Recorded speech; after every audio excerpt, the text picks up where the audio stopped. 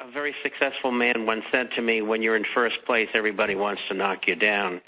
And it's true. It's enviousness, jealousy, and it's something that I never thought I'd ever run into, but I have. And sadly, it's been about with people who I've known quite well. And I just can't figure mankind out. Here we are, and we are making a big inroad in what these people are doing.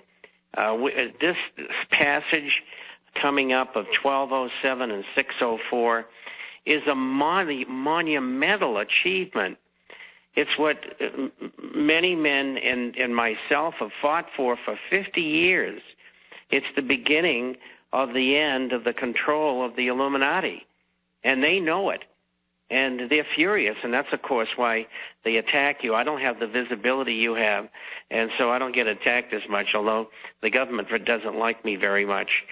But just to give you an example, I was on a show yesterday, and they have these rating systems by how many talk programs are on in an hour. And I was rated, there was Rush and Hannity and Laura and somebody else. I was rated number 5. Now, that's out of 50 people. And they come back and said, who is this guy? And be as it may, the point is we are making inroads. People are listening to us because we're telling the truth. Well, Bob, let me stop you. I mean, we should be, Bob, I agree. We should be figuratively popping champagne, running, but we can't because the fight continues. We're actually starting to turn the corner here. We can see the corner. We're approaching it, and we should be popping champagne, running around on the streets. We've gone from no one knowing the Fed's private, maybe 1%, to almost 80% now in polls. It looks like we're going to get the audit of the Fed. And suddenly there's this chorus bitching. I think a lot of that is staged, being put out, and then other weak-minded people parrot it. It's like we're supposed to lose. We're supposed to never have any. They have loser, defeatist attitudes. I mean, Bob, are you not? I mean, I know you're excited. You've been fighting for 40-plus years against these bastards. They've run you out of the United States. You don't even live here anymore. You've been fighting them, and now we're having some success, and everybody's mad about it. Well, there are some people who are mad, and again, it's envy and jealousy, and why didn't you do it better, or why didn't you use this method? And you're always going to get it. I don't let it bother me anymore. Maybe it's because of my age. My son and daughter are your age, and so my perspective is a little bit different. In as much as I have found that over the years, don't get excited, be patient, and in the end, you'll win. And you just got to do the right things. And, Alex, you're doing all the right things. And so don't get upset about it. Well, it's just, Bob, look, Bob. You don't want to waste your time in these people. That's my feeling. Bob, listen, I agree with you. I agree with you, but we don't screen calls, and I don't think Scott's a bad guy. We're going to go back to him in a moment, give him 1 minute to counter-respond. I'm not mad for me. I'm mad for him. I mean, I know a large portion of people, a large minority of our awakening, our movement, just have spent too much time on negative message boards, and I guess I'm somebody in life who got the best-looking girl in school over and over again. I guess I'm somebody, I'm not bragging, who, when the big 250-pound muscle guy attacked me, I beat the hell out of him. I guess I'm the guy who went down and beat bills at the Texas legislature. I guess I have succeeded in life. You've succeeded in life. And some of these people just can't get it. They just cannot understand that they could succeed if they decided to succeed, Bob. And that's true, because most of them have the equipment. All they have to do is discipline themselves and set their goals and go ahead and get them. But you got to stay with it. Well, I apologize for diverting. For the rest of the hour, I want to get into the economy and your expertise and how glorious this is. It looks like we're going to be able to audit the Fed. And even if it doesn't succeed, though it looks like it will, next time it will. We're fighting. We're engaging. We're resisting. Resistance is victory.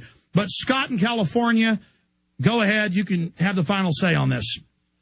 Thank you. Well, with just a minute, going back to what you guys said, let me use the Fed specifically.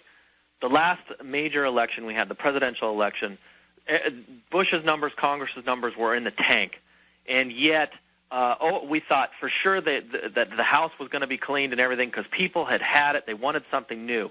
Yet all the incumbents got back in, and it's the same old people. And so we've been talking about that this system is a mess and that things are going down. This audit the Fed bill, this is not going to happen. If it goes down, look for it. It's a major false flag warning. And so the system is controlled by the same old people, and they didn't just have a road to Damascus moment. The masses are, yes, they are waking up, Alex and Bob, but they're saying, how did we get here? And that's how they're stumbling upon you guys. But the fact of the matter is that the system is still controlled by the same players. All right, listen, I appreciate your call. Look, look, it's a process. Rome wasn't built in a day. We're not going to beat this in a day. And so you're not understanding what we're saying. The Fed is fighting this audit with everything they've got. They tried to strip it. This is not a staged event, is it, Bob? We have crossed the Rubicon, and they better get on guard. Hell yeah, man. Excuse me. We're in a war here, folks. And just because I'm manning a howitzer blasting enemy tanks, don't come up and gripe at me because I got grease all over my face. I mean, I don't understand it. Look, people, you got power. We can cause a revolution of understanding and awakening. We're standing on people's shoulders like Bob Chapman. But you've got to understand that to dream is destiny. To take action is destiny. And that resistance is victory.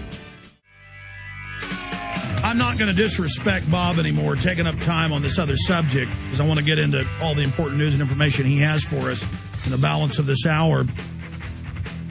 But understand, it's an illusion that the elite have all this power, just like our guest last hour was saying. That's the key. And so many people in government are serving them because they believe it's invincible, so they rationalize serving it and go along with it. When we point out that we are waking people up at record levels exponentially, I mean, the growth curve's like that. Took 30, 40 years to get to here. Now in a couple of years, we're going straight up. We have to realize it's a bunch of Bernard Madoff, Ken Lay types running this, and they're slick, but they're not invincible, and we have to have a positive attitude. I mean, I know a lot of the conspiracy mongering is overboard because so much of it is directed at me, and it's all made up. People can't believe that I'm legitimate and real, that this could be happening. It's happening because there are good listeners out there taking action. You are the power. Bob Chapman, any final comments on this? And I want to get into what's happening to the dollar, what's happening to gold, and anything else you think is most important. Dollar, gold, the future of our economy in the world. A lot is going on. What are you most concerned about right now? I think it's a continuum of manipulation in the markets. And we're seeing the tremendous amount of money that's flowed to major banks and brokerage houses, insurance companies, not only in the United States, but worldwide. And they use part of this money, in some instances perhaps a majority of it, to execute in the market what the Fed wants them to do, or the Treasury. And that, of course, comes through the working group on financial markets, euphemistically known as the plunge protection team. And I think that we no longer have a free market, not only in America but throughout the world, is something that we've got to change. We've got to stop the revolving door from Wall Street and the banking industry and insurance into Washington. And how we're going to do that, I don't know quite as yet. And I don't know that we will ever completely be able to stop what they're doing. But we're sure going to give them a bad time. And, you know, it comes full circle to what we were talking about early in the program, and that is, look, you know, what else you going to do, lay down and die? No. We're going to fight them because what they're doing is wrong. They're stealing from everybody. And so to come back, we got to stop the manipulation. We got to make people understand that the stock market is selling at 4 times what it should be. And that's a result of that money that the Fed creates out of thin air. It's called monetization. And that money goes into the system, And the Fed gets on the phone every morning at 7:30, has their conference call with their 21 dealers and says, okay, J.P. Morgan Chase, you're going to make the financials go up today, and you over there at Goldman Sachs are going to short the gold stocks, and you over there at Citigroup, you're going to do this, that, and the other thing. And this actually goes on. I mean, this happens. What did you think? What did you think of the now 4-part series in McClatchy newspapers? It's as if you wrote it, explaining how Goldman Sachs engineered the collapse, told people buy housing when they were betting against it, to destroy Bear Stearns that you said was an inside job. Now that's coming out. I mean, that is incredible. Well, you know, when you've been there for years, you understand the mindset. And there are people who don't care how they make money, and they want to accumulate as much as possible because it's their way of keeping score.